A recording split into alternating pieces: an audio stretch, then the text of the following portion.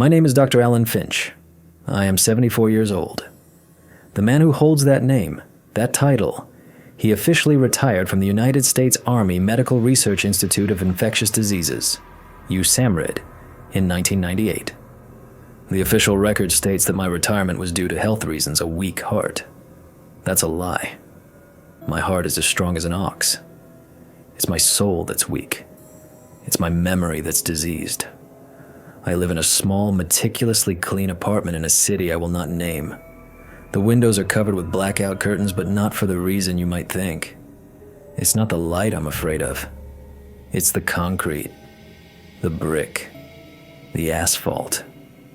Sometimes if I look at a skyscraper for too long, I feel a pang of something in the pit of my stomach. A deep, gnawing, and profoundly unnatural craving. And I have to close my eyes and breathe until it passes. I'm speaking into a UHER 4000 Report L, a beautiful piece of German engineering from the 1960s. It's a dinosaur, a fossil, but it is pure analog. There's no digital signature, no way for this recording to be traced through a network, and it must not be traced. Because the people I used to work for, the quiet, efficient men from the Pentagon's Special Projects Division who oversaw our work, they do not like loose ends. And I am the last loose end from Project Lithivore. For 38 years, I have honored the oath of silence I was forced to take. I buried the truth under a mountain of classified reports and redacted files. I took the commendations for my discretion. I accepted the comfortable pension. I did it because I was afraid, and because a part of me, the scientist part, was convinced that the secret I carried was too dangerous for public knowledge. I believed that some things were better left buried. But 2 days ago, I read an article in a geological trade journal. It was a small piece, buried on page 42. A new joint venture between a tech billionaire and a mining corporation has been granted permission to begin exploratory drilling in the Appalachian Mountains of West Virginia. They are testing a new form of deep earth sonic fracturing, using resonance to search for rare earth mineral deposits. And the map accompanying the article, showing the proposed survey area, made my blood run cold. It was centered directly over a long abandoned coal mine, a place called Blackwood Shaft Number 4. And I knew, with a certainty that settled in my bones like a winter chill, that they were going to ring a dinner bell that has been silent for nearly 4 decades. They are going to wake the hunger. So this is my final, unauthorized report. My confession. My warning. The truth must be told. The truth about what happened to the 12 miners from the Blackwood Shaft. The truth about the Usamriid Rapid Response Team Delta. And the truth about the woman who saved my life, and perhaps the world, by sacrificing her own. Her name was Dr. Eris Thorne, and she was the finest biologist I have ever known. She deserved a monument. Instead, she got a footnote in a falsified accident report. This is her story. This is the story of the hunger that sleeps under the hills. It all began in the autumn of 1985. The world was a different place then. The Cold War was in its final icy decade, and we at Usamriid were the front line against a different kind of enemy. Weaponized pathogens, biological warfare. We thought we were prepared for anything. We were arrogant. We were fools. We had no category, no protocol, for a life form that wasn't interested in killing its host, but in changing what it means to be alive. I was 36 years old, and I still believed that science had an answer for everything. That was my first and most profound mistake. The call came in on a Tuesday. I remember the day with photographic clarity because I was in the middle of running a diagnostic on a new gas chromatograph in my lab at Fort Detrick. The air smelled of ozone and sterile alcohol. The phone rang, a shrill, insistent sound that cut through the low hum of the lab equipment. It was General Miller, our commanding officer. His voice on the phone was devoid of its usual bluster, replaced by a tight, clipped urgency. "Finch," he said without preamble, "spin up your team. You have a priority 1 deployment, a possible contagion event in a civilian population." My mind immediately began cycling through the nightmare scenarios. A hemorrhagic fever, like Ebola or Marburg, jumping from some animal reservoir. An airborne fungal infection. Anthrax. "Sir," I said, already grabbing a notepad, "what are we looking at? What are the symptoms?" There was a pause on the other end of the line. When Miller spoke again, his voice was laced with a confusion that was far more alarming than any panic would have been. "That's the thing, Alan. The report from the CDC field agent is anomalous. The initial presentation is extreme malnutrition, emaciation, but the subjects aren't hungry." I stopped writing. "Sir, I don't understand. Malnutrition is a state, not a symptom. Are they wasting?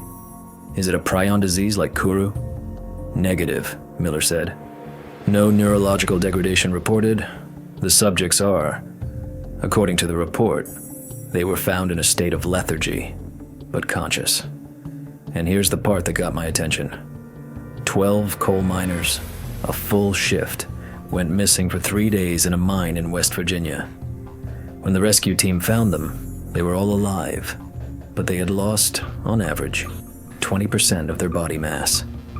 They looked like skeletons, but their lunch pails, their canteens, they were all full. They hadn't touched a bite of food or a drop of water. The company doctor who did the initial examination thought it was some kind of mass hysteria, some kind of hunger strike. But he had them x-rayed." General Miller paused again. I could hear the faint rustle of a paper being turned over on his desk. "Their stomachs and intestinal tracts were full, Alan. Packed solid." A wave of relief washed over me. "Pica," I said, the answer feeling obvious. "Textbook. It's a known psychological compulsion, an appetite for non-nutritive substances. Clay, soil, paint chips. The stress of being trapped underground must have triggered a mass psychotic event." "They didn't eat clay, Alan," Miller said, and his voice was flat and cold as a morgue slab. "The X-rays and the subsequent endoscopic biopsies confirmed the presence of ingested material. Their stomachs were full of anthracite coal, shale, and limestone. They had been eating the goddamn mine." The notepad slipped from my fingers and clattered to the floor. The sterile, orderly world of my laboratory seemed to recede, replaced by a sudden, vivid image of a man in the dark, his face caked with black dust, desperately clawing at a rock wall and stuffing chunks of it into his mouth. I am a scientist. I am trained to be objective, to reduce horror to data. But this was a biological impossibility. The human digestive system cannot process rock. The men should have been dead from internal bleeding and perforations. "The local authorities have the area quarantined," Miller continued, his voice pulling me back from the image. "The miners are being held in an isolation wing at a local hospital. They're too weak to move. The mine itself, Blackwood Shaft number 4, has been sealed. This is being handled off the books, Alan. The official story is a carbon monoxide leak. We need you to go in, assess the site, retrieve samples, and identify the vector.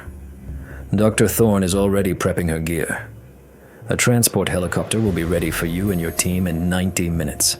Find out what the hell is going on down there." The line went dead.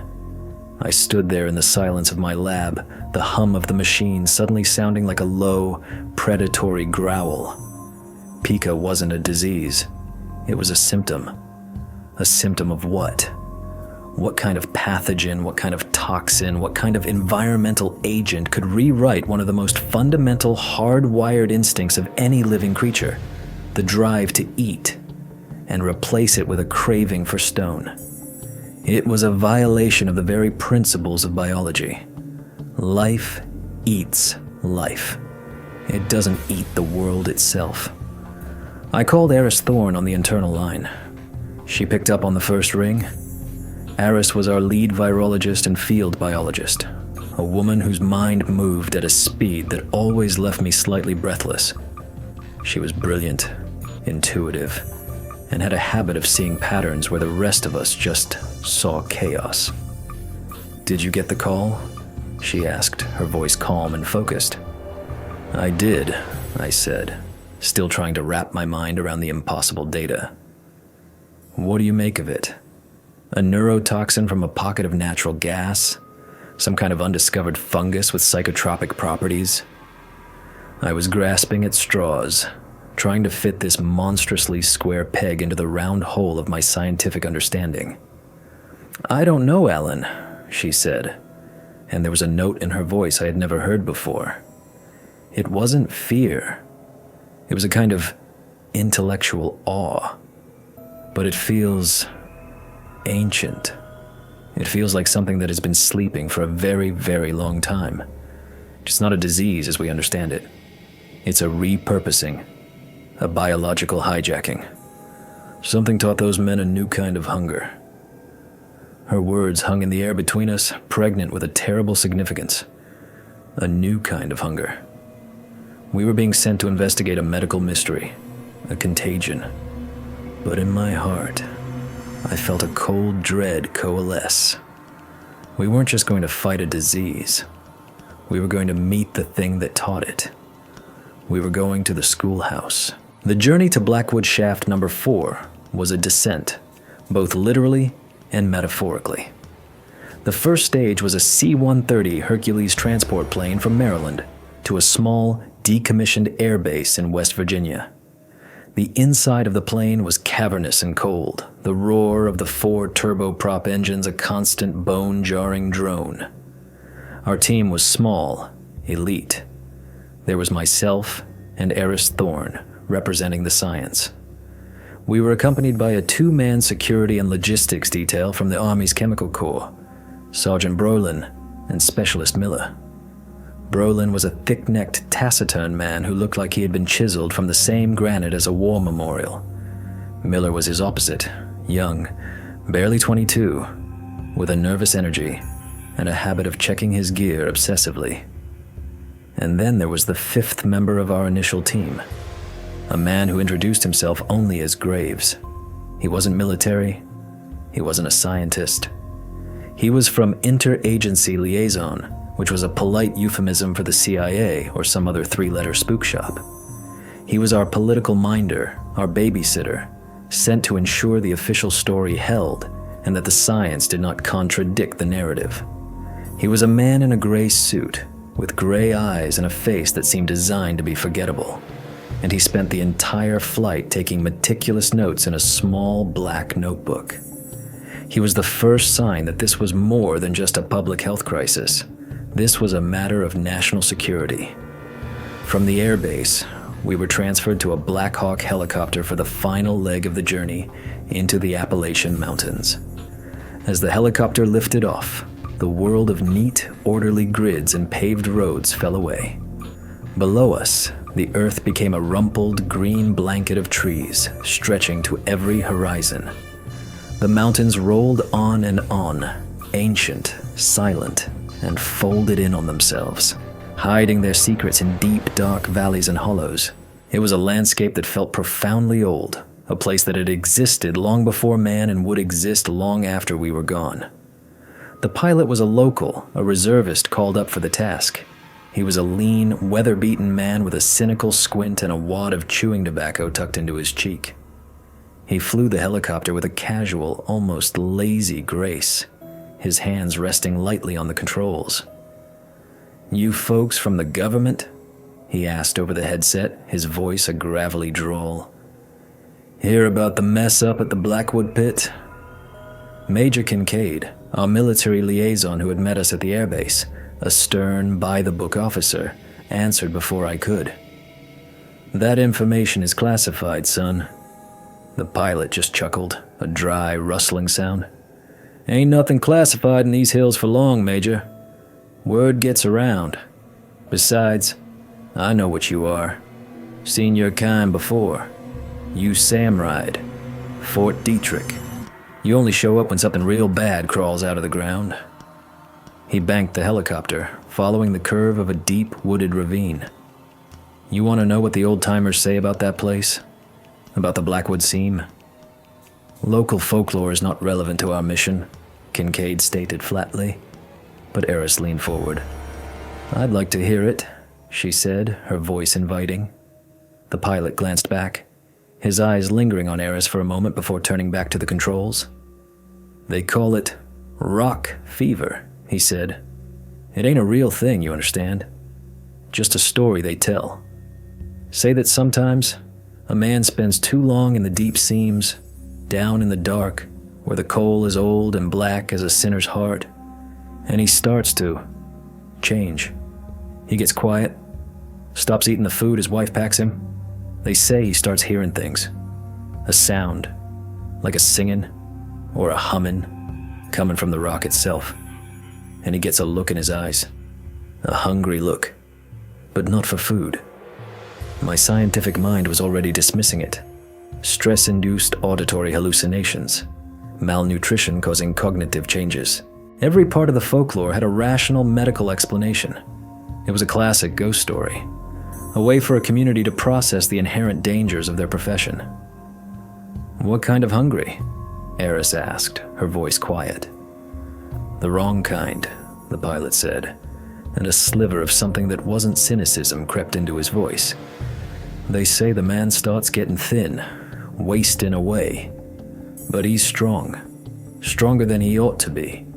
And people find little piles of pebbles and grit by his front door. Or they find him in the woods, just standing there, staring at a rock face like it's the most beautiful woman he's ever seen. They say the mountain, it calls to him, and it wants to be eaten. A chill that had nothing to do with the altitude snaked its way down my spine. The parallels to our case were too specific, too neat. Piles of pebbles. A wrong kind of hunger. It was one thing to read about it in a sanitized report. It was another to hear it spoken aloud in the local vernacular, a piece of living, breathing folklore. As if on cue, the radio in the cockpit, which had been playing a faint country music station, crackled with static.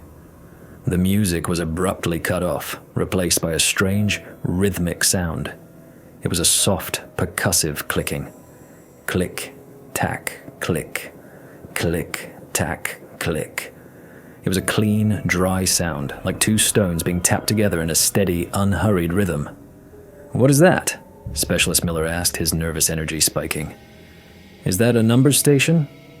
The pilot frowned, tapping the radio console. Never heard that before.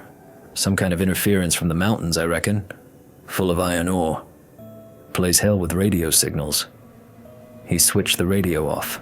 The clicking stopped, but the rhythm of it seemed to hang in the air in my mind. Click, tack, click. We flew on in silence for another 10 minutes. Then the pilot pointed ahead. There she is. Your kingdom come. Through the cockpit window I saw it. The forest canopy broke, revealing a raw, red-brown scar on the mountainside. A clearing, bulldozed flat, with a few prefabricated buildings and the towering skeletal structure of a mine head frame. There were military vehicles parked in neat rows. Men in full mop gear, the military's version of a hazmat suit, were patrolling the perimeter fence. There was no sign of civilian life, no local police, no company men. The scene had been sterilized, but it was the mine entrance itself that drew my eye. It was a perfect black square cut into the base of the mountain. A wound. It gaped at us, dark, silent, and profoundly still. It didn't look like an accident scene. It looked like a place that was holding its breath, waiting for us. As the helicopter began its descent, I felt a low, irrational thrum of anxiety in my chest. It felt like we were landing on the shores of a place from which no one had ever returned. The maw of the mine seemed to inhale as we approached, a silent, dark invitation into the bones of the earth. Landing at the Blackwood site was like stepping into a bubble of surreal, clinical order imposed upon a landscape of raw, Appalachian wilderness. The moment the Blackhawk's skids touched the flattened, dusty earth of the clearing, the world outside the helicopter's cabin became a muffled ballet of practiced procedure. A ground crew, anonymous figures inside their bulky green Mop 4 suits, guided us out. The air, even through the filters of my own hastily donned respirator, was thick with the smells of the mountains, damp earth, decaying leaves, and the sharp, clean scent of pine. But underneath it all, there was another smell. A faint, metallic, and vaguely sweet odor that I couldn't place. It was the smell of the mountain's blood. Our base of operations was a standard military deployable rapid assembly shelter, or DRASH tent, a large, inflatable structure that had been set up as a mobile command center and preliminary lab. Inside, the air hummed with the growl of a diesel generator and the whir of air filtration units. It was an island of sterile, artificial light and humming technology in the middle of the deep, silent woods. Major Kincaid immediately took charge, his voice a sharp counterpoint to the quiet dread that had settled over me. "Finch, Thorne, get your lab set up. I want a full environmental workup. Air, soil, water samples. Brolin, Miller, establish a secure comms link with Fort Detrick. Graves." He turned to the man in the gray suit who had been standing silently by the tent entrance, observing everything. "You have the run of the place. Just stay out of my team's way." Graves gave a thin, barely perceptible nod and walked over to a corner, where he sat down and opened his black notebook. He was a silent, ominous sentinel, a reminder that our scientific mission was secondary to the mission of containment. Not just containment of a pathogen, but containment of the truth. Aris and I worked with a quiet, practiced efficiency, laying out our field equipment, portable biosafety cabinets, microscopes, sample containers. We were a good team. I was the methodical one, the logistician, the one who saw the world in terms of data and protocols. Oris was the artist, the intuitive thinker. She saw the symphony where I only heard the notes. "That smell," she said, her voice low as she calibrated a spectrometer. "It's inorganic, high in ferrous and cupric compounds, like rust, but fresher." Before I could reply, a medic from the quarantine team entered the tent. "Sirs," he said, addressing Kincaid but looking at me and Aris. "The local coroner's office delivered the package, as requested." The package was one of the miners, the one who had died in the local hospital from what the initial report called catastrophic organ failure. They had brought his body here to our field lab for a full autopsy. This was it, the first real look at our enemy. They brought him in on a gurney, sealed in a black military-grade body bag. The air in the tent immediately felt colder, heavier. Brolin and Miller fell silent. Even Graves looked up from his notebook. Aris and I donned our full RAC suits, the positive pressure biohazard suits that made us look like astronauts. The hiss of my respirator filled my helmet, a loud, intimate sound. We unzipped the bag. The man inside was a ruin. He couldn't have been more than 50, but his face was a gaunt, skeletal mask. The skin stretched tight over his cheekbones, his eyes sunken into deep, dark sockets. His body was emaciated, every rib visible. He looked like a victim of famine, a prisoner from a concentration camp. But it was his hands that held my attention. His fingernails were broken, worn down to the quicks, the skin around them raw and black with coal dust. These were the hands of a man who had been clawing at stone.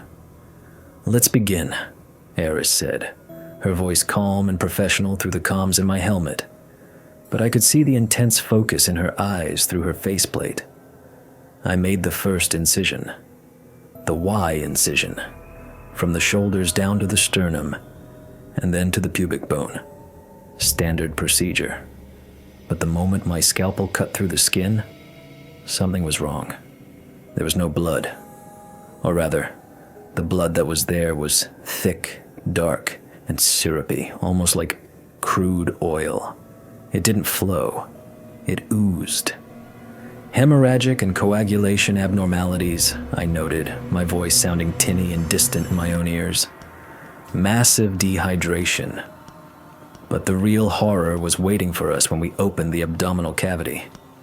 The man's stomach was distended, swollen tight as a drum, and it was unnaturally hard to the touch. It felt like a bag full of rocks. Eris used a pair of forceps to gently palpate the organ. "It's completely impacted," she said. "Whatever is in there, it's not being digested. It's just sitting." With extreme care, I made an incision into the stomach wall. The stench that erupted was not the smell of digestion or decay. It was the smell I had noticed outside. That sharp, metallic, sweetish odor of the mountain itself. And inside, packed so tightly it was almost a solid mass, was a slurry of gray and black material. It was exactly as the report had said.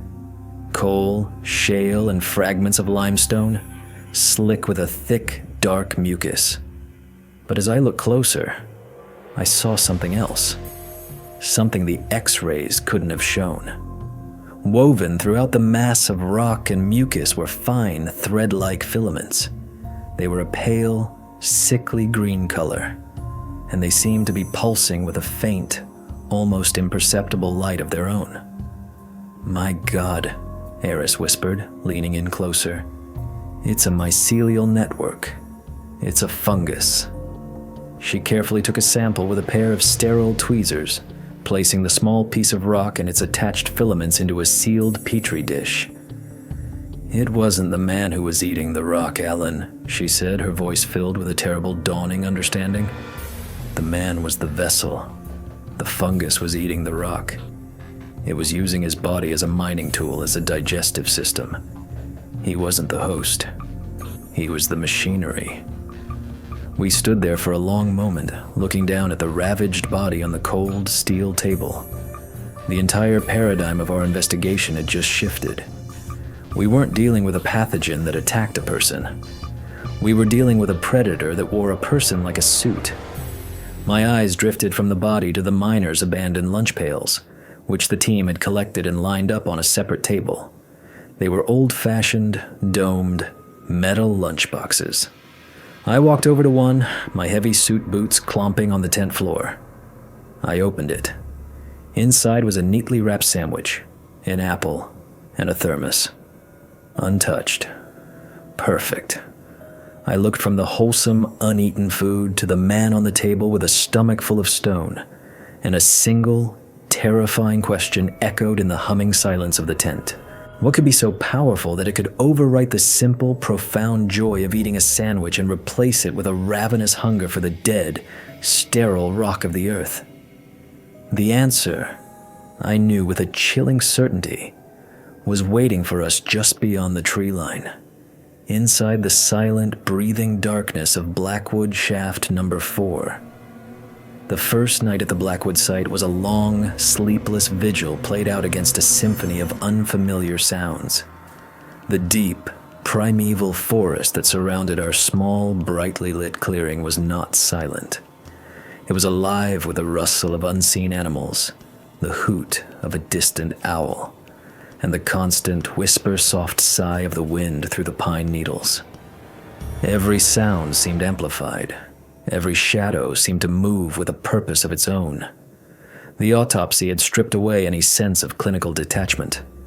The abstract horror of the initial report now had a face, a name, and a stomach full of rocks. Inside the command tent, the atmosphere was thick with a tension that was part professional focus, part raw, human dread. Aris was hunched over a microscope, her face illuminated by its small light, examining the sample she had taken from the dead miner.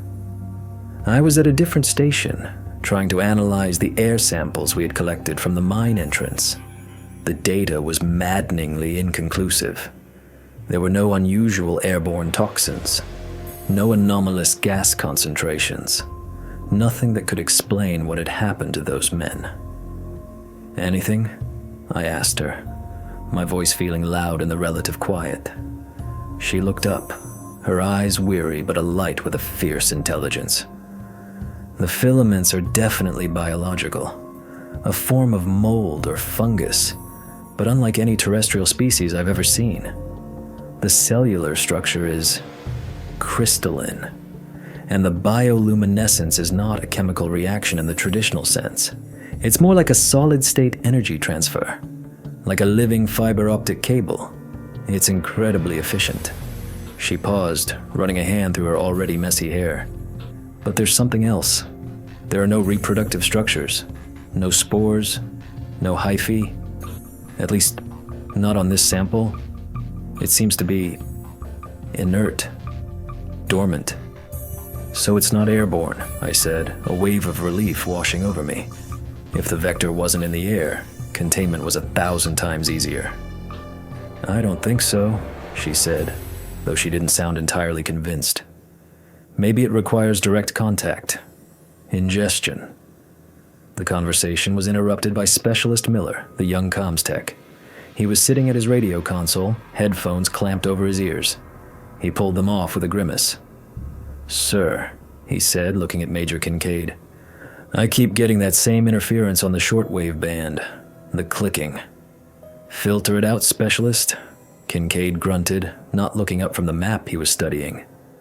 "I'm trying, sir," Miller said, his voice strained. "But it's weird. It's not drifting.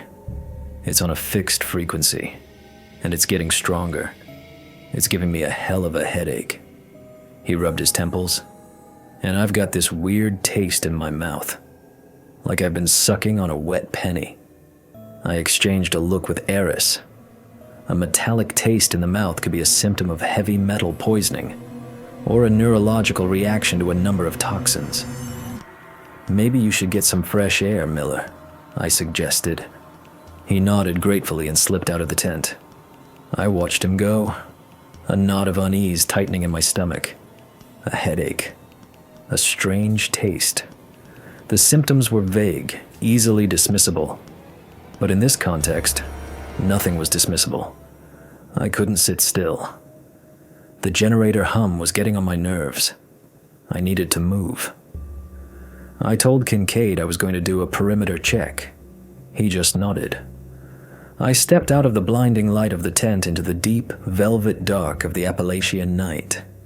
The air was cold and sharp. The moon was a thin silver crescent, offering little light. The security floodlights cast long, distorted shadows that danced and writhed at the edge of the forest. I walked the fence line, my boots crunching on the gravel. The silence of the forest seemed to press in on all sides. It felt watchful. I found myself staring at the mine entrance. It was a patch of absolute blackness, a void that seemed to absorb the light around it. It was just a hole in a mountain, I told myself.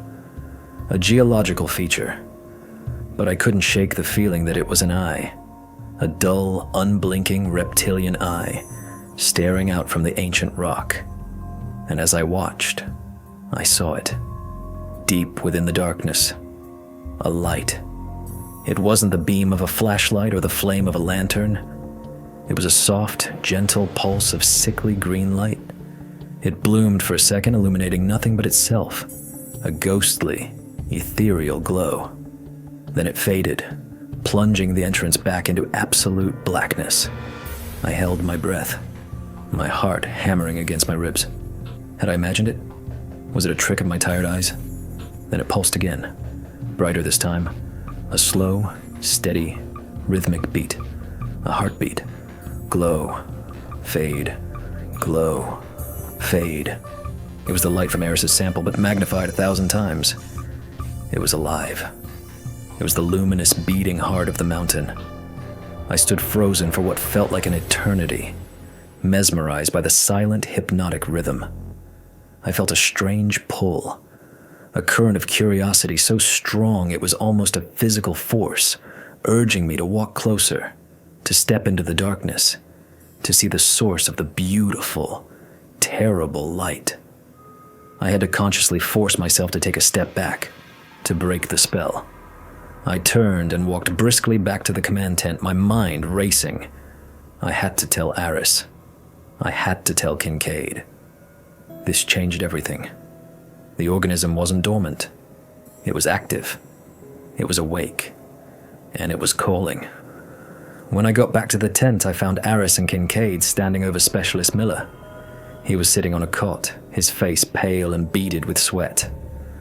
"What's going on?" I asked, my voice sharp. "Miller's not feeling well," Aris said, her expression grim. "His headache is worse. He's complaining of nausea." But it was what I saw on the ground beside his cot that made the blood freeze in my veins. There, on the canvas floor of the tent, was a small, neat pile of gravel, the kind you find on a service road. Next to it were two smooth gray river stones. They were arranged in a perfect, deliberate little pyramid. "Miller," I said, my voice low. "Where did these rocks come from?" He looked up at me, his eyes wide and confused. A thin trickle of saliva ran from the corner of his mouth. I don't know," he stammered.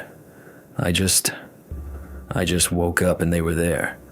I knelt down and looked at his hands.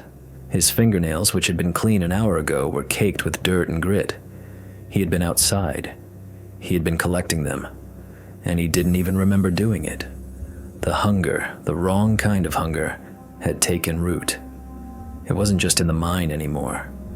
We had brought it into our camp. It was inside the wire. It was inside our man. The discovery of Miller's subconscious rock collecting sent a shockwave of cold, hard reality through the command tent.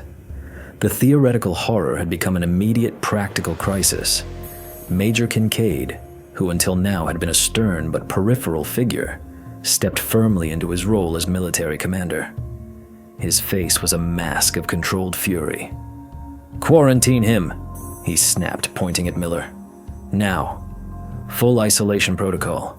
Brolin, get him into one of the auxiliary shelters. No one goes in or out without my direct authorization. Thorne, Finch, I want a diagnosis. What is this? How is it spreading? And how do we stop it?" His words were like bullets, rapid-fire commands designed to impose order on a situation that was rapidly spiraling into chaos. Miller didn't resist as Sergeant Brolin, his face grim, led him away. He was too confused, too sick. He just kept shaking his head, muttering, "I don't understand. I don't feel hungry. I just like the way they feel, the way they taste." The last word was a barely audible whisper, a confession of a madness he didn't even comprehend. The taste, the metallic tang he'd complained about. It wasn't a symptom. It was the beginning of the craving. The organism was recalibrating his senses, teaching his brain to associate the taste of minerals with a feeling of satisfaction. "It has to be the clicking," Aris said, her voice a low, intense hum. We were standing over her microscope, but her gaze was distant, seeing patterns I couldn't. "The radio interference. Miller was the comms tech. He had the most direct, prolonged exposure to it." "It's a sound, Aris," I argued, though my own skepticism was crumbling. "A sound can't transmit a pathogen." "Why not?" she countered, turning to face me, her eyes burning with intensity. "We transmit information with sound waves all the time. Radio, television, language. What if this organism doesn't reproduce with spores, but with a signal? A complex resonant frequency that literally rewrites the neural pathways in the brain? The clicking isn't interference, Alan. It's the vector. It's the genetic code of the organism, translated into sound. It's not a fungus that spreads. It's a song.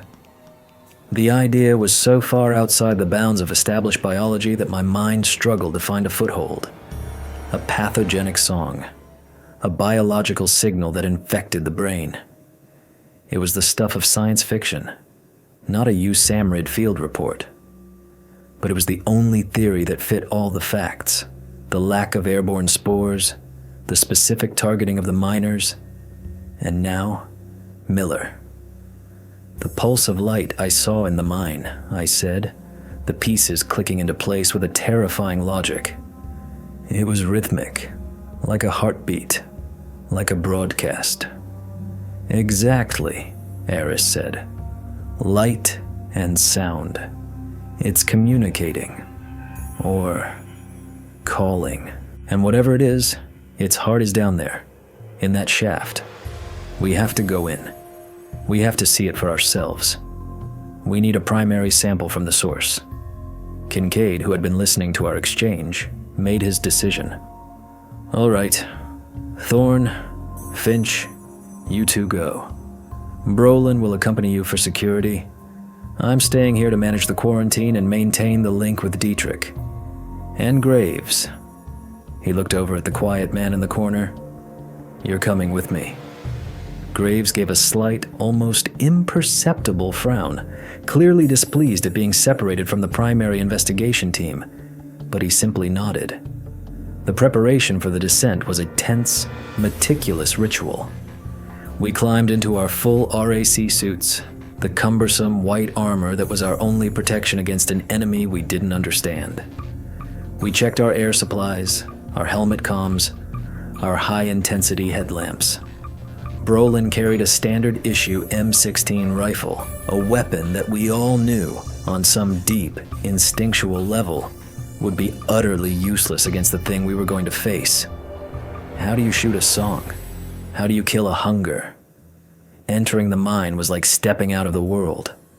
The air temperature dropped by 20 degrees instantly. The sounds of the forest, of the generator, of life itself, were cut off as if by a closing door. The only sounds were the hiss of our own breathing and the crunch of our boots on the gravel-strewn floor. The beams of our headlamps cut sharp, white cones through a darkness so absolute it felt like a physical substance. The walls of the main tunnel were rough-hewn rock, supported by thick wooden beams black with age and dampness. The air was thick with the smell of coal dust and that same strange, sweet metallic tang, much stronger now.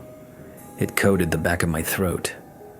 We moved deeper, following the narrow-gauge railway tracks that disappeared into the oppressive blackness ahead. The silence was the worst part. It was a heavy, listening silence. I had the unshakable feeling that we were walking down the throat of some immense, sleeping beast. After about 200 yards, we started to see the signs. The first were the scratches on the walls, long, deep gouges in the rock, running in parallel lines, not made by mining tools. They were fingernail marks, dozens of them, a testament to a desperate, clawing madness. Then we found a pickaxe lying on the ground. Its steel head was fine, but the thick, hickory handle was splintered and scarred, covered in what were unmistakably human tooth marks. They were trying to eat the tools, Brolin whispered, his voice a strained rasp over the comms. We finally reached the cavern where the rescue team had found the miners. It was a large open space where several tunnels converged. The floor was a litter of discarded equipment, helmets, lamps, a few of the ubiquitous metal lunch pails. And everywhere, on every surface, were small, pathetic, neatly arranged piles of rock. It was a shrine to an insane god. It was the nest of the hunger. Eris pointed her light down a smaller side tunnel. Finch, look. At the far end of the tunnel, I could see it. A faint greenish glow, pulsing with that same slow, steady rhythm I had seen from the outside. It was beckoning us. We proceeded down the narrow tunnel, forced to walk in single file.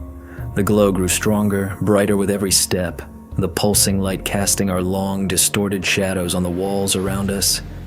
And as we got closer, I began to hear something. It wasn't through the comms. It was a vibration, a low hum that I felt in the bones of my skull. It was the same E-flat hum from the miner's audio logs, the singing the pilot had spoken of. We emerged into a small, natural cavern, and we saw it. The entire back wall of the cavern was a massive, exposed seam of anthracite coal, but it had been fractured, split open as if by a great force. And inside the fracture, nestled in the heart of the ancient black coal, was the organism. It was a breathtaking, horrifyingly beautiful sight. It was a vast, intricate network of bioluminescent green and gold filaments, a living lace that spread over the rock for 20 square yards. It pulsed in unison, a single, living entity, its light waxing and waning like a slow, deep breath. The air in the cavern hummed with its low, resonant song. It looked like a map of a distant galaxy, a constellation of living stars embedded in the rock. It was the heart of the hunger. And there, lying on a small ledge right beside the glowing mass, as if placed there deliberately, was a small, leather-bound notebook. It was a diary. Its cover was damp, but intact. With a sense of stepping onto sacred, forbidden ground, Eris moved forward. She carefully picked up the notebook. She opened it, its pages stiff with moisture. She shone her headlamp on the first page. It was a standard diary entry written in a neat, looping cursive. October 3rd. Another long shift. The foreman is pushing us hard. Says we're close to a rich new seam. She flipped through several pages. The entries were mundane, chronicling the daily life of a miner. Then the handwriting began to change. It grew more hurried, more erratic. October 10th. Can't sleep. There's a humming in the walls. The other boys hear it too. Sounds like singing. Eris flipped to the last page. The writing there was a barely legible scrawl, the pencil having dug deep into the paper. It was a frantic, desperate message. The singing stone. It's so beautiful. It's so hungry. It wants the bones of the earth. As Eris read the words aloud, a new sound joined the low hum in the cavern. A sharp, rhythmic clicking. Click, tack, click. It came from all around us, echoing off the rock walls, a dry, articulate sound that was getting louder. And I realized, with a surge of pure, ice-cold terror, that the sound wasn't coming from the glowing mold. It was coming from inside my own helmet. It was coming from my radio. The song was getting stronger. It had found us, and it was inviting us to the feast. The first click in my helmet's radio was a sound of pure, crystalline intrusion. It was not a sound of the earth. It was sharp, articulate, and utterly alien. It sliced through the low, resonant hum of the cavern, through the hiss of my own breathing, and seemed to insert itself directly into my brainstem. It was followed by another. Click, tack, click. A rhythm. A cadence. It was the sound of the signal I'd been analyzing, the ghost in Miller's radio. But it was no longer a distant, faint interference. It was a local broadcast. And we were the intended audience. Eris, Brolin, do you hear that? I asked, my voice tight, strained. Loud and clear, Sergeant Brolin's voice crackled back, and for the first time, I heard a tremor in his granite-like composure. What the hell is it? It's the song, Eris whispered, her voice a mixture of pure terror and rapt scientific fascination. She was staring at the pulsing, luminous wall of the organism. We're in the choir loft. It knows we're here. It's talking to us. The clicks became more insistent, faster. They layered over one another, creating a complex, chattering tapestry of sound that was both meaningless and filled with a terrible, pressing intent. And with the sound came a feeling. A physical pressure that started behind my eyes and began to spread. a dull, throbbing ache that pulsed in time with the glowing wall. My teeth began to ache, a deep, resonant pain in the roots, as if they were vibrating in sympathy with the hum from the rock, and the metallic taste in my mouth, the taste of a wet penny, returned with a vengeance, flooding my tongue with the flavor of old iron and copper. "We have to go," I said, turning away from the beautiful, horrifying wall of light. "Now. We have the diary. We have the visual confirmation. Our mission here is done." "Negative, Doctor," Brolin said, his voice regaining a measure of its authority. "Dr. Thorne needs a primary sample from the source. Those are our orders." "Our orders didn't account for an active, hostile biological agent broadcasting on a resonant frequency," I shot back, my own panic making my words sharp. "Look at what happened to Miller. He was 100 yards away, on the surface. We're standing in the goddamn blast furnace." Iris, however, was already moving. She was pulling a cryogenic sample container from her pack, her movements swift and precise despite the pressure building in our skulls. "Alan's right, Sergeant. But I'm not leaving without a viable, active sample. If we can isolate the frequency of this living specimen, we might be able to create a counter-frequency. A jammer. It's our only chance of treating Miller. Or ourselves." Her logic was sound, but every instinct in my body was screaming at me to run. The clicking in my helmet was becoming a hypnotic, structured pattern. I found my eyes drawn back to the pulsing wall. The light was so beautiful. It shifted from green to gold, then to a deep, mesmerizing violet. It felt welcoming. The hum was no longer just a sound. It was a feeling of profound, ancient peace. A feeling of coming home. I felt an almost overwhelming urge to take off my helmet, to breathe in the sweet, metallic air, to reach out and touch the glowing, living stone. I saw my own gloved hand begin to lift, a slow, involuntary movement. I watched it as if it belonged to someone else. It was reaching for the helmet's release clasps. With a surge of horrified adrenaline, I forced it back down, balling it into a fist so tight my knuckles ached. The organism wasn't just broadcasting. It was persuading. It was seducing. "Aris! Hurry!" I yelled, my voice cracking. She worked with a desperate grace, using a long robotic arm to scrape a small section of the glowing mycelial network into the cryotube. The moment the sample was sealed, the hum in the cavern rose in pitch, becoming a high, keening wail of protest. The light from the wall flared, pulsing with a rapid, angry rhythm. "It felt that," Aris breathed. "It's a single consciousness." "Let's go!" Brolin barked, finally convinced. He grabbed my arm and pulled me back toward the tunnel. Aris was right behind us, clutching the cryotube to her chest like a holy relic. We plunged back into the narrow tunnel, our headlamps cutting frantic, bouncing circles in the oppressive dark. The wailing sound from the cavern pursued us, echoing off the rock walls. The clicking in our radios was a frantic, chaotic storm of sound now, a psychic assault that made it almost impossible to think. I focused on the simple mechanics of movement. Left foot, right foot. Breathe. Don't look at the walls. Don't think about the satisfying, gritty texture of the rock. We had made it halfway back down the tunnel when Brolin suddenly stopped. He was standing stock still, his head cocked as if listening to a voice only he could hear. "Sergeant?" I said, my voice tight. "What is it?" He didn't answer. He slowly turned his head and looked at the rock wall beside him.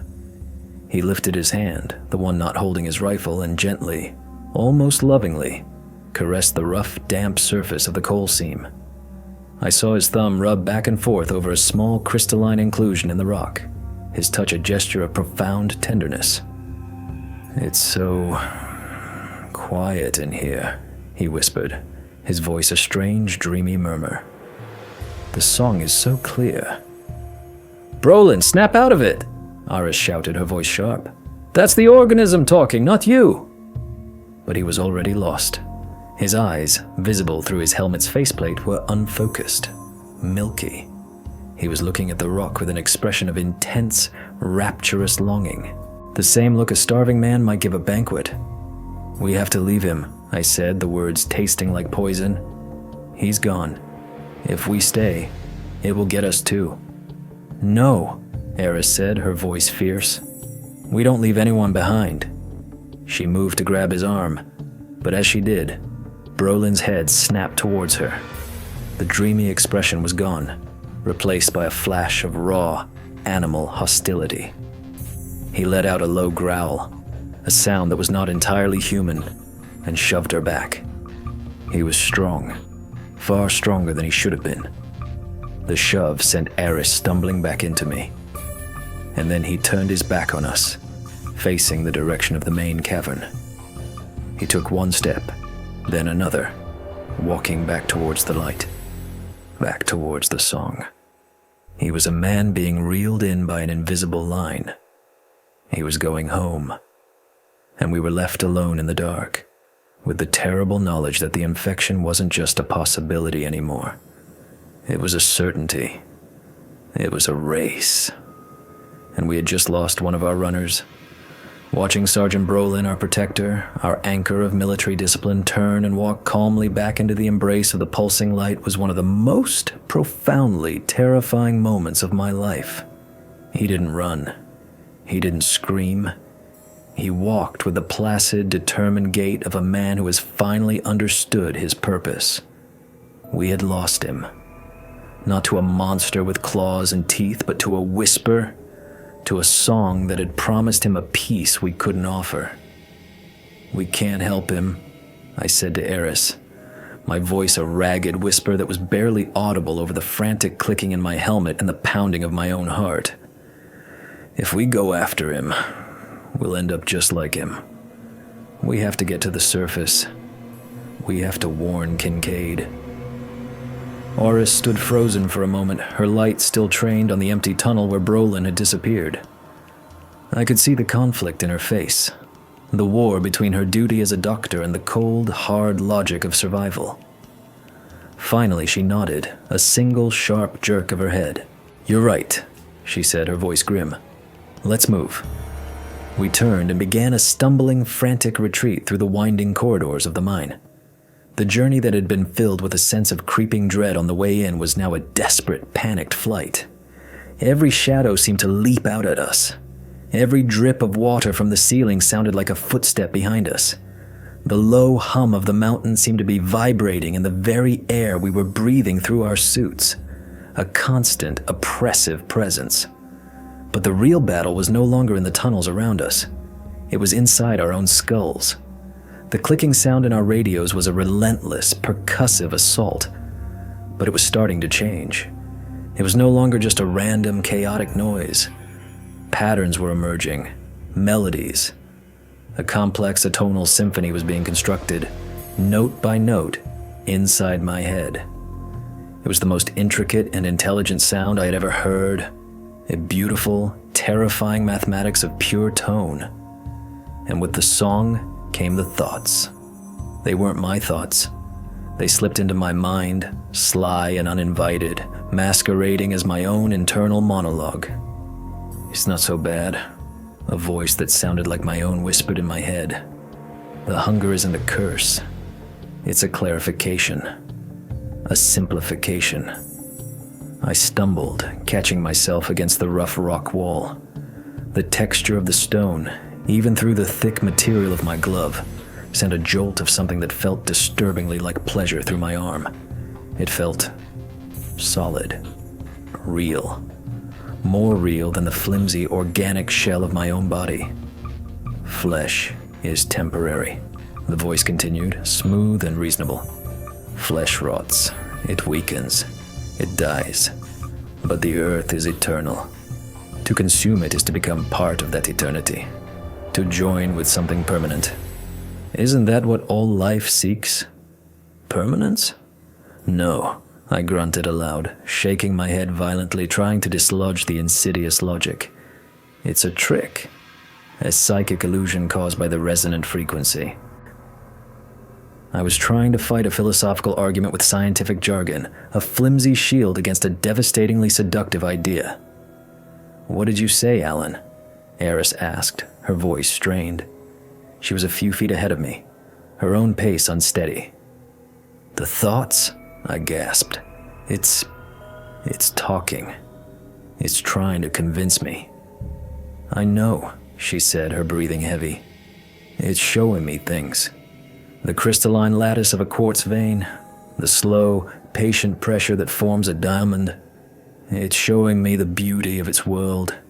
It's magnificent." The organism was a masterful psychological warrior. It didn't use fear. It used beauty. It didn't threaten us with death. It offered us a form of immortality. It was appealing to the most basic elemental parts of our consciousness, the scientist's desire for knowledge, the philosopher's search for meaning, the mortal's fear of oblivion. And it was terrifyingly effective. I found myself looking at the walls of the mine not as a threat, but with a new kind of eye. I saw the layers of sediment, the story of millions of years of geological time written in the rock. I saw the veins of coal, not as a fuel source, but as the compressed, purified essence of ancient forests. The voice in my head was telling me that to eat the rock was to consume that history, to take that ancient strength into myself. The hunger was no longer just a physical craving. It was an intellectual one, a spiritual one. I squeezed my eyes shut, trying to block it out. I focused on a different memory, the memory of the dead miner on the autopsy table, the gaunt face, the hollow eyes, the stomach full of useless, life-denying stone. That was the reality of the hunger. Not a beautiful communion with the earth, but a slow, agonizing starvation of the flesh. A body being cannibalized from the inside out to serve a purpose that was not its own. "It's a parasite, Eris!" I shouted, my own voice a lifeline in the sea of its song. "It's a parasite that starves its host to feed itself. Remember the man on the table?" My words seemed to cut through her own trance. She shook her head, as if waking from a dream. "Right," she breathed. "The host. The machinery." We pushed on, our retreat now a conscious, deliberate act of rebellion against our own minds. Every step away from the heart of the song was a victory. But the further we went, the more desperate the song became. The clicking grew frantic. The beautiful melodies were replaced by a jarring, discordant noise, a sound of pure, frustrated rage. It was like a jilted lover, its seduction having failed, now screaming insults at us. We reached the main cavern, the one with the pathetic little shrines of rock. And we saw a new addition. The pickaxe with the chewed handle was no longer on the floor. It had been propped up against the wall, and arranged around its base was a new, neat circle of stones. Brolin's handiwork. He had made his own offering before continuing his final pilgrimage. We were almost to the main entrance tunnel when my foot snagged on something. I fell hard, my helmeted head cracking against the rocky ground. The world exploded in a flash of white light. My headlamp flickered and died. I was plunged into absolute disorienting blackness. "Alan!" I heard Eris cry out. "I'm okay," I grunted, rolling over. "My light's out." As I lay there in the dark, with only the distant bouncing beam of Eris's lamp for illumination, a new sensation washed over me. The song, the clicking, the angry noise in my radio. It suddenly stopped. For a blissful second, there was silence in my head. A profound, peaceful quiet. And in that quiet, I felt the hunger with a purity that was uncluttered by the psychic noise. It was a deep, physical, gnawing ache in the pit of my stomach. A hollow, desperate craving that was more powerful than any physical hunger I'd ever known. And I knew what would satisfy it. I could taste it on my tongue. The cool, gritty, mineral taste of shale. I pushed myself up and my hand brushed against a loose piece of rock on the floor. It was about the size of my fist. And without thinking, without choosing, I picked it up. It felt right in my hand. Cool. Solid. Perfect. I brought it up towards my faceplate. My movements slow, deliberate, robotic. I knew on some distant, rational level that I was trying to eat it, that the madness had finally taken me. But that rational part of my brain was a tiny, screaming voice in a vast, silent cathedral of need. The hunger was no longer a voice in my head. It was in my blood. It was in my bones. It was me. The feeling of the rock in my hand was the most profound sensation I have ever experienced. It was not just a physical object. It was a promise. It was the answer to a question my body had just learned to ask. The gnawing emptiness in my gut, an abyss of unnatural craving was calling out for this one specific thing. The cool, solid weight of it, the rough, gritty texture of it, was a perfect symphony of sensory input that my newly rewired brain interpreted as the ultimate sustenance. My entire being, every cell, every nerve ending was screaming at me to consume it. I saw my own arm, a ghostly white limb in the dim light from Eris's headlamp, bring the piece of shale up to my faceplate. The rational part of my mind, the Doctor Alan Finch, who had existed before this moment, was a helpless, horrified passenger. He was screaming, shouting, trying to pull the levers of a body that no longer responded to his commands. The hunger was at the controls now. I watched as my gloved fingers scraped against the hard polycarbonate of my visor, a frantic, futile attempt to get the rock to my mouth. A low, frustrated sound, half whimper, half growl, escaped my throat. "Alan! No!" Eris's voice cut through the fog. She was suddenly there, grabbing my arm, her grip surprisingly strong. She wrestled the rock from my hand. It clattered to the floor of the mine. The moment it left my grasp, a wave of the most intense, soul-crushing despair I have ever known washed over me. It was a grief so profound it felt like a physical bereavement. A part of me had just been stolen. "Fight it, Alan!" she yelled, her faceplate inches from mine. Her eyes were wide, terrified, but also fiercely, furiously determined. "It's the suit! Your headlamp going out. The power surge must have caused a momentary failure in your suit's internal comms filter. The signal got through to you, raw and unfiltered. It's what happened to Miller." She was right. The silence I had experienced hadn't been peace. It had been the sound of the gates being thrown wide open. The song had poured into my brain, unimpeded. With a monumental effort of will, I tried to push back against the tide. I focused on Eris's face, on the anchor of her humanity. I dredged up the image of the dead miner, his body a wasted ruin.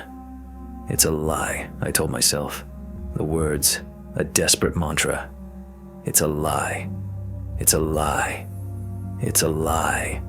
Slowly, agonizingly, the fog began to recede. The all-consuming need for the rock was replaced by the cold, clammy sweat of my own terror. The control of my limbs seeped back into me. I was shaking violently, my body convulsing with the aftershocks of the psychic intrusion. I had it. I stammered, my voice trembling. "Aris, I had it." "I know," she said, her own voice shaky with relief. "But you fought it. You came back." She helped me to my feet. My legs were weak, unsteady. My head was throbbing a dull, brutal ache. But I was me again. For now. "My suit," I said, my hand going to my side. "When I fell, I found it. A small, 3-inch tear in the reinforced fabric of my RAC suit just above my hip. A jagged rip from where I had landed on a sharp piece of rock. It wasn't large, but it was a fatal breach. The filtered, sterile environment of my suit was compromised. I was breathing the air of the mine. I was breathing in the very essence of the organism. Not just its song, but its physical presence.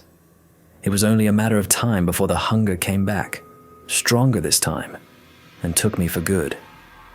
Aris saw it too. I saw her eyes fix on the tear, and I saw the terrible, unspoken understanding that passed between us. I was a dead man walking. I was a ticking clock. "We need to get you out of here," she said, her voice dropping the false cheer of encouragement and adopting a tone of grim, urgent resolve. She got on her radio. "Kincaid, do you read me? This is Thorne. Come in, Major." The radio crackled. "I read you, Thorne," Kincaid's voice came back, thin and stretched with static and panic. "What's your status?" "We lost Brolin's signal. And Miller. God, Miller's gone. He broke out of the shelter. He overpowered the guard. He's heading for the mine entrance. He's talking about going home." A fresh wave of ice-cold dread washed over us. We were trapped. The source of the infection, the angry, wailing consciousness of the mother organism, was behind us. And now, one of its puppets, a man driven by the pure, undiluted madness of the hunger, was coming down the tunnel towards us. We were caught in a pincer movement with a madman on one side and a malevolent god on the other. "Seal the entrance, Kincaid," Eris shouted into her radio. "Use the emergency blast doors. Now!" "Negative!" Kincaid's voice was frantic. "The manual override is inside the mine, 100 feet from the entrance. I can't get to it without opening the outer doors. And Miller is right there. He's clawing at them." We were on our own. I looked at Eris, at the exhaustion and terror in her eyes, and I saw it mirrored in her reflection on my own faceplate. This was the point of no return. We had entered the belly of the beast, and it was now closing its jaws. "What do we do?" I asked, my voice betraying the hopelessness I felt. Eris looked from me to the dark tunnel ahead where Miller was coming, then back to the deeper darkness behind us where Brolin had gone. Her mind was working, her expression a mixture of intense calculation and profound sorrow. She was weighing variables, probabilities, costs, and the cost, I could see, was going to be astronomical. "We can't both get out," she said, her voice flat, devoid of emotion. It was a statement of scientific fact. "But we can't let this thing win. We can't let it get to the surface." She looked down at the cryo tube she was still clutching, the one containing the active sample. Then she looked at me, and her eyes held a new, terrifying clarity. "The organism is geological, Alan. It needs this specific environment, this specific mineral-rich coal seam. That's its strength, but it's also its weakness." She was formulating a plan, a desperate, final, terrible plan. I could see it being born in her eyes. And I knew, with a certainty that chilled me to the marrow of my bones, that it was a plan that I was meant to survive. And she was not. She was about to make a choice, and the mountain was about to demand its price. The silence in the tunnel was thick and heavy, broken only by our ragged breathing and the distant, maddening sound of Specialist Miller clawing at the outer doors. Aris stood before me, the beam of her headlamp illuminating the swirling dust, making it look like a galaxy of tiny, frantic stars. In that moment, she no longer looked like just a scientist. She looked like a soldier, a general surveying a battlefield and calculating the final, brutal cost of victory. "The old mining companies," she began, her voice a low, steady lecture, a deliberate retreat into the safety of facts and logic.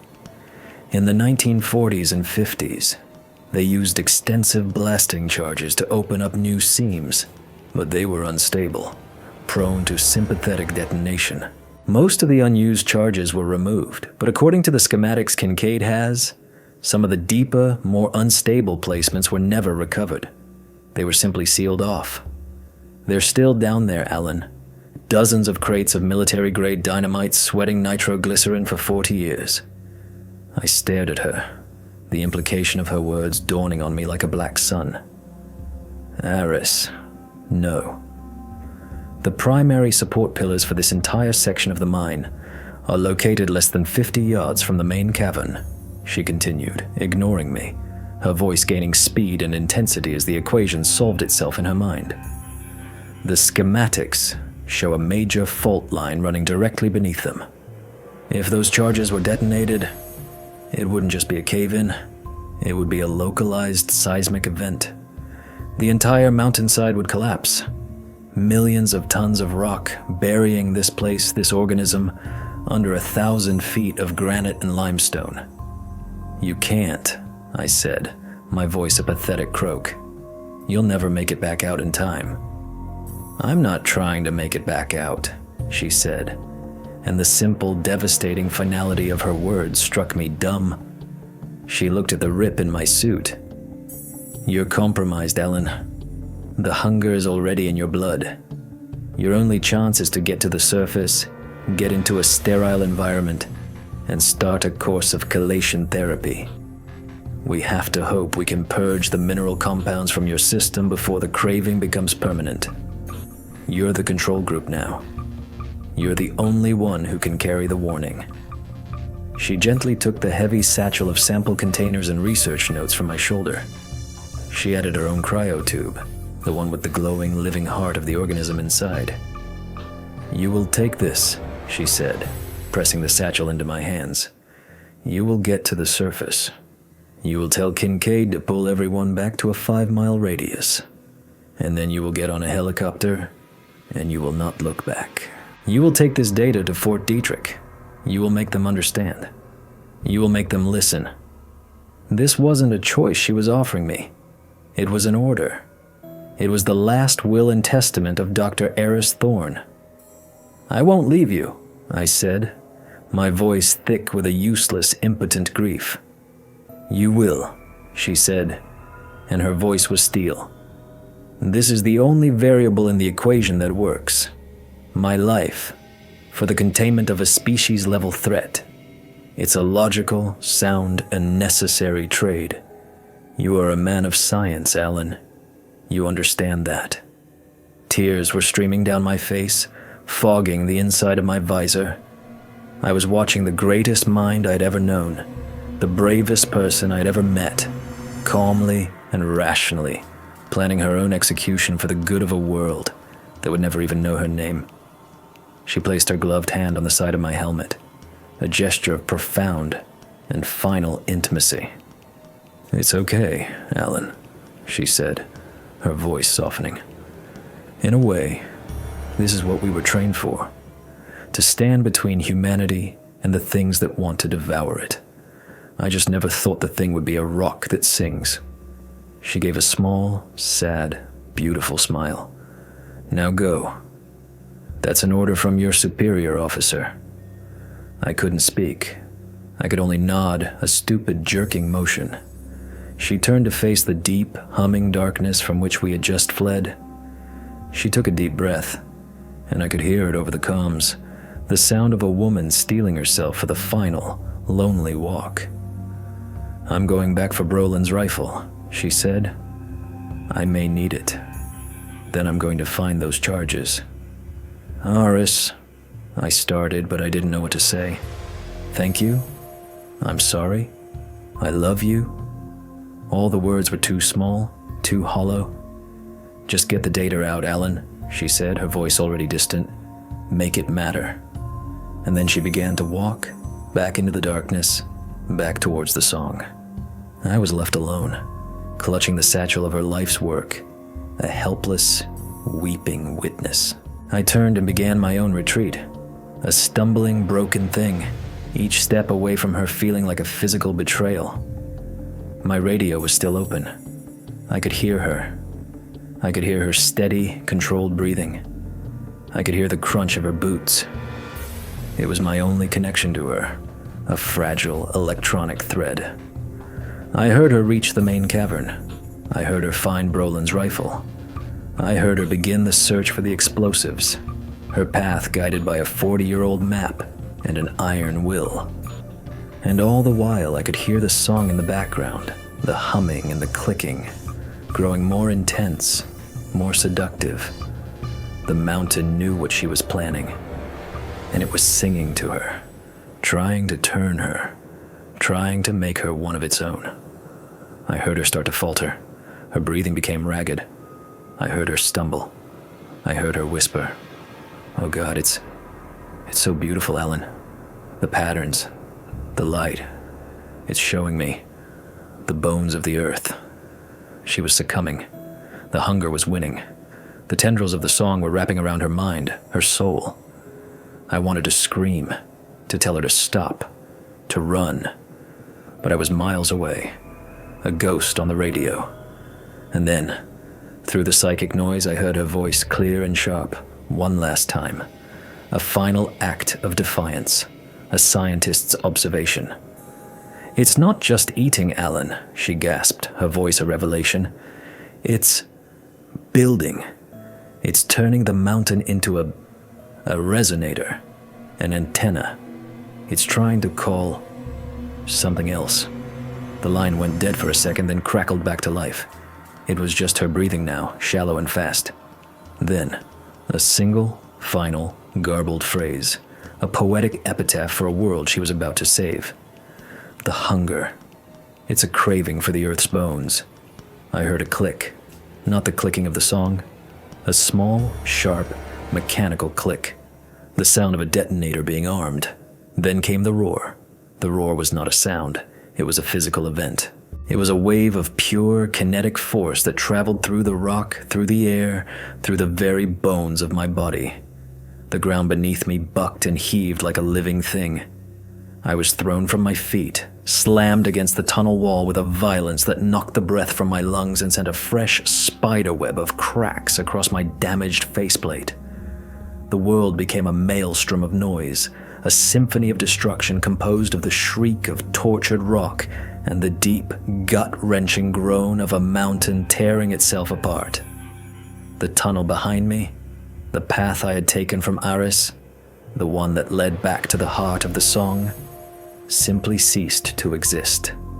It collapsed in on itself, a tidal wave of stone and dust and darkness that rushed forward, swallowing the light from my headlamp.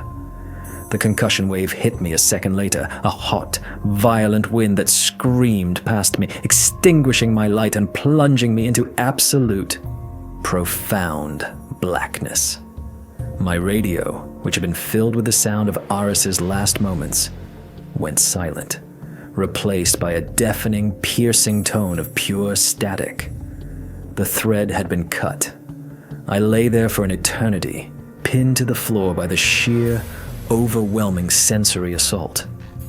My ears rang. My vision was a swirling vortex of blackness and flashing phosphins. The very air was thick with a choking, gritty dust that was already beginning to clog the filters of my suit. I was buried alive. This was it. The end. But then, slowly, agonizingly, the world began to settle. The violent shaking subsided, replaced by a deep, continuous rumble and the sporadic crack and groan of settling rock. The roar faded, and in its place, silence. A silence unlike any I had ever known. The song was gone. The incessant, maddening clicking in my head had stopped. The low, resonant hum of the mountain was extinguished. The psychic pressure that had been squeezing my brain for hours was released. The sudden quiet was so absolute, so profound, that it was in itself a form of noise. It was the sound of a closing door. Aris had done it. She had silenced the song. She had buried the hunger.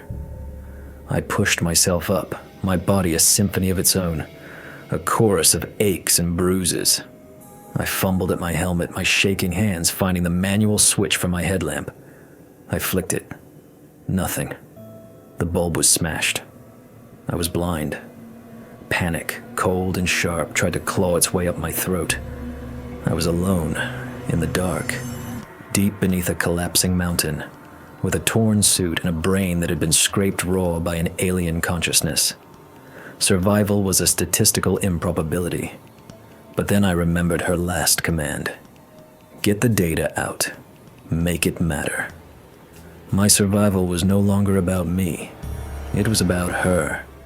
It was about honoring her sacrifice. My life was the vessel for her legacy.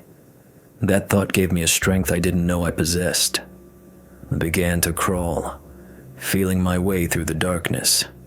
My goal was the emergency blast door override, 100 feet inside the main entrance. It was my only hope. I crawled over shifting piles of rock and debris, my hands, even through the thick gloves, being scraped raw. The air was getting thinner, the dust thicker. My suit's filters were failing. Each breath was a desperate, burning gasp. I don't know how long I crawled. Minutes, hours. Time had lost all meaning in the dark. But then my hand touched something smooth, cold, and vertical. Metal. The wall of the main entrance tunnel. I was close. I pulled myself to my feet, using the wall for support, and began to shuffle forward, one hand trailing against the cool steel. And then I saw it. A light. A single, wavering, pale beam cutting through the thick, swirling dust ahead. For a delirious moment, I thought it was a rescue team. I thought Kincaid had found a way in. I opened my mouth to shout, but the word died in my throat. Because the figure holding the light was not a rescuer. It was a man in the tattered, filthy uniform of a coal miner. His face was gaunt, skeletal, his eyes wide and burning with a cold blue fire in the gloom. His skin was caked with a mixture of coal dust and dried blood. It was Specialist Miller. He stood there, in the middle of the tunnel, blocking my path. He was holding a heavy, military-issue flashlight, its beam unsteady in his trembling hand. And in his other hand, he was holding a rock. A jagged, heavy piece of iron ore. He was stroking it, caressing it, the way a man might stroke a pet. The hunger in his eyes was absolute. It was a pure, undiluted, and terrifying thing to behold. He had been on the surface when the song was silenced, but it had already done its work. It had planted a seed in his mind, and that seed had bloomed into a forest of madness.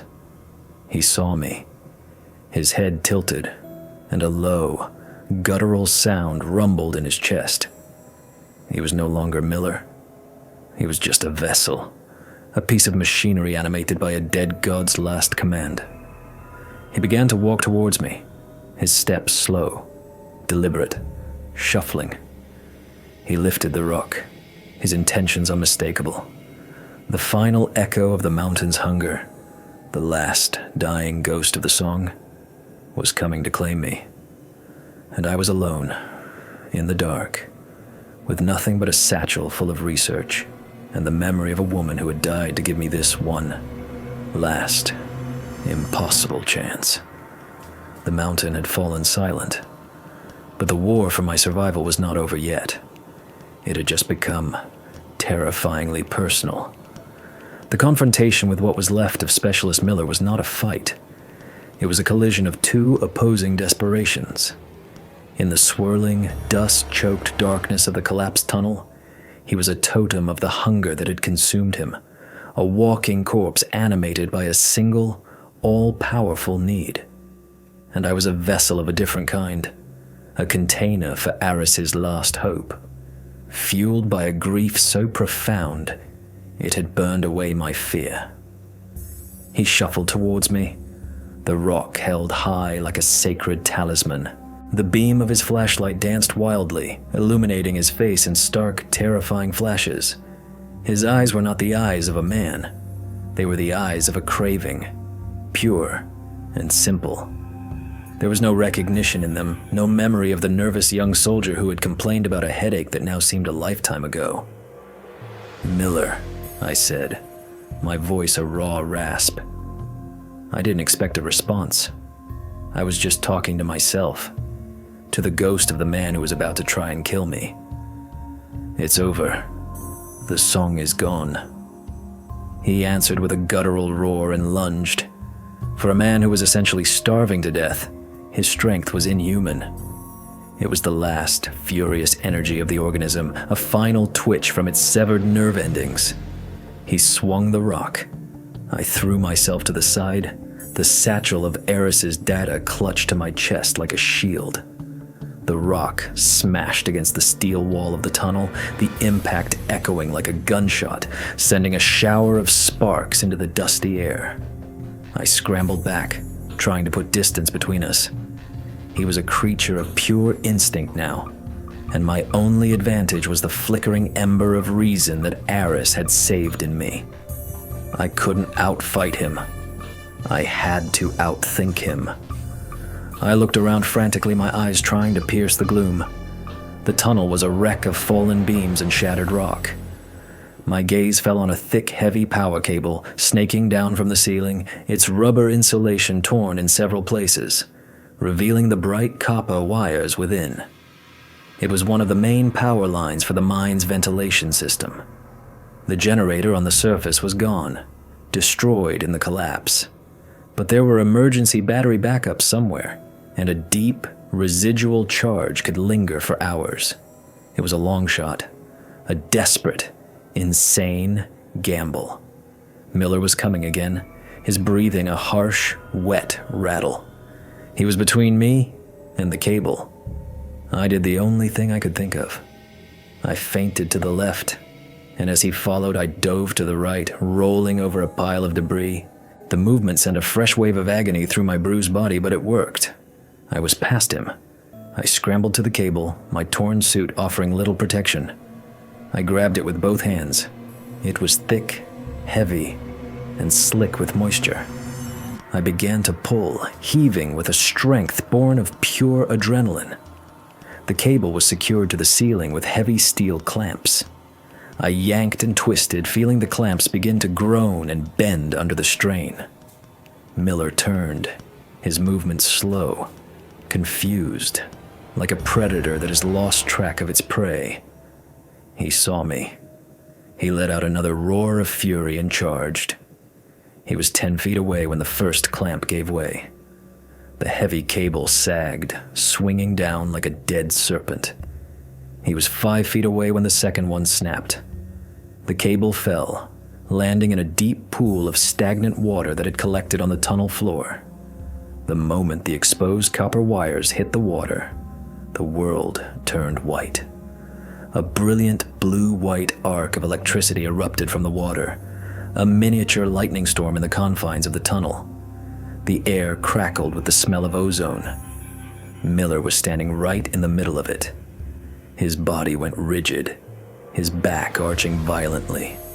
The flashlight flew from his hand, its beam spinning wildly before extinguishing.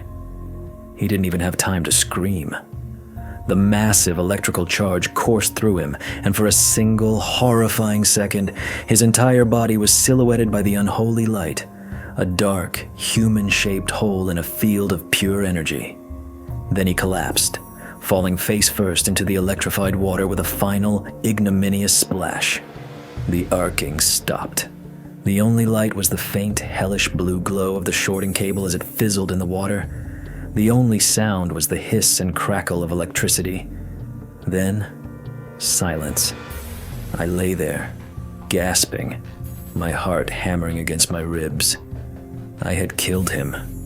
I had killed what was left of him. It wasn't a victory. It was a mercy killing. A final, ugly, necessary act in a tragedy of errors. Slowly, painfully, I got to my feet. The way was clear. I stumbled forward past the silent, floating form of Specialist Miller, my eyes fixed on the faint glimmer of gray light that I could now see at the far end of the tunnel. It was the blast door, partially blocked by rubble but with a gap big enough for a man to squeeze through. It was daylight. It was survival. I emerged from the mine into a world of chaos. The clearing was a disaster zone. The command tent was shredded. The military vehicles were overturned, some of them on fire. A massive cloud of gray dust hung over the entire valley, a funeral shroud for the mountain that had died. Kincaid and his men were there, their faces black with soot, their expressions a mixture of shock and disbelief. Kincaid saw me. He ran over, his face a mask of frantic relief. "Finch? My God, we thought you were dead. What happened? Where's Thorne?" I couldn't speak. I just held out the satchel. I pushed it into his hands. "Make it matter," I rasped, my voice a broken thing. And then the last of my strength gave out, and I collapsed into his arms, the world dissolving into a welcome, merciful blackness. My rescue was the beginning of my damnation. I was airlifted to Walter Reed, but I wasn't a patient. I was a specimen. I was placed in a sealed biocontainment ward, a lab rat in a sterile cage. For weeks, I was subjected to an endless battery of tests, scans, and a brutal, agonizing course of intravenous chelation therapy that felt like liquid fire being pumped into my veins. They were trying to purge the mountain from my blood. The men in gray suits were my only visitors, not graves. I never saw them again.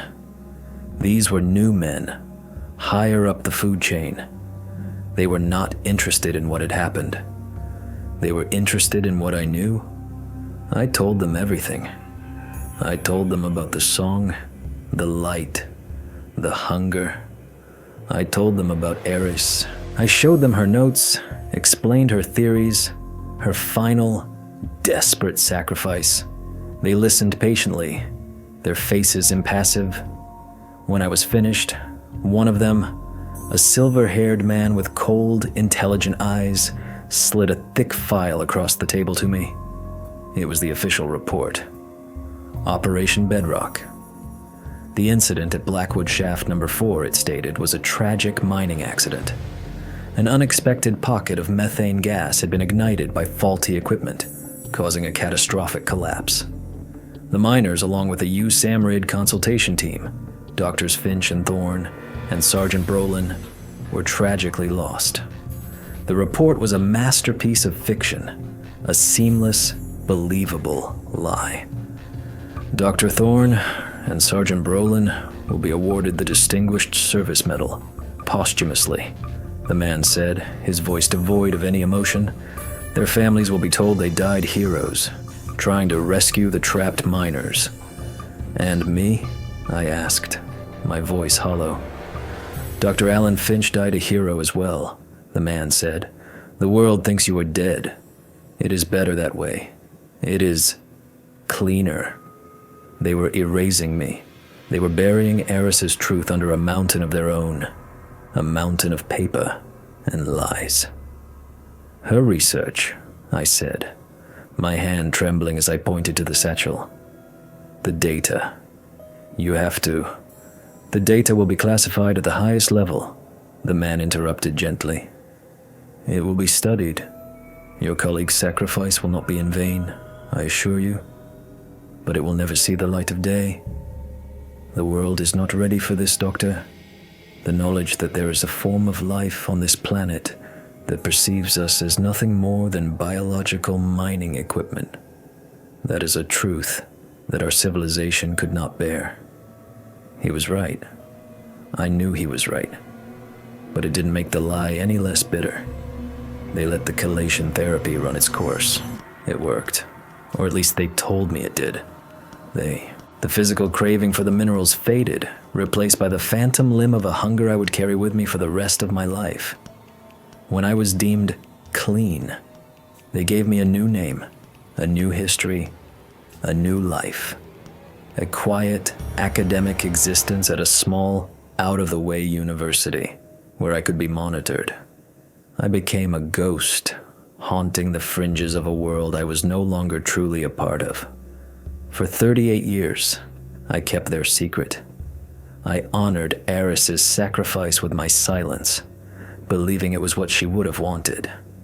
I told myself that her equation was correct, that her life was a fair price for keeping Pandora's box closed. I grew old. I watched the world change.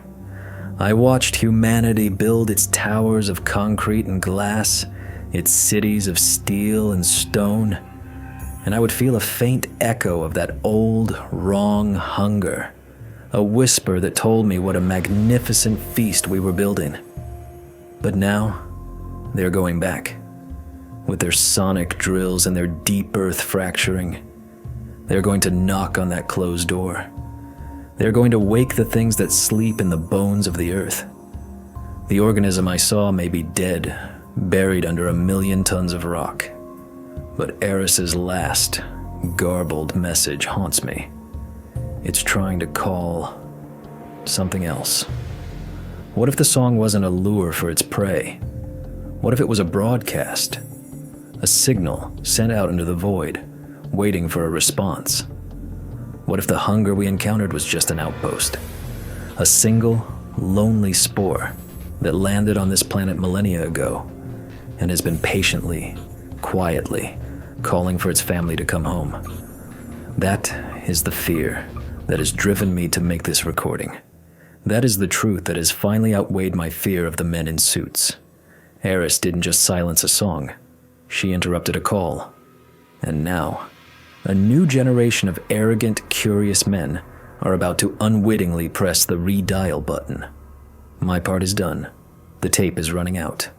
This is all that is left of Doctor Alan Finch and of the memory of Dr. Eris Thorne. It is a warning, written in the language of ghosts. They will tell you that the earth is dead, that it is nothing but rock and dirt. Do not believe them. The earth is alive. It is ancient, and it is hungry. And we have built our world on top of its plate. I reach out a hand that is no longer steady. My fingers find the stop button. The reels will stop turning. The story will end. But I know, as I have known every single day for the past 38 years, that the silence that follows will not be empty. It will be a listening silence. The silence of something that has been waiting for a very, very long time to hear its favorite song again. So that's the story of Dr. Alan Finch and the hunger under the hills of West Virginia. It's a story about how a routine investigation into a strange illness uncovered a form of life that defies our most basic understanding of biology. A life that sees our world not as a home, but as a meal. Officially, Operation Bedrock ended in tragedy, a simple mining accident. But we know the truth now. The real tragedy wasn't the collapse of the mine, but the silencing of a brilliant woman who understood that some hungers should never be fed. Thank you for watching until the end. If this story made you think, or look at the ground beneath your feet a little differently, support the channel with a like and subscribe. And be sure to share your thoughts in the comments below. Until next time, listen to the silence. And be careful what songs you sing in the dark. You never know who or what might be listening.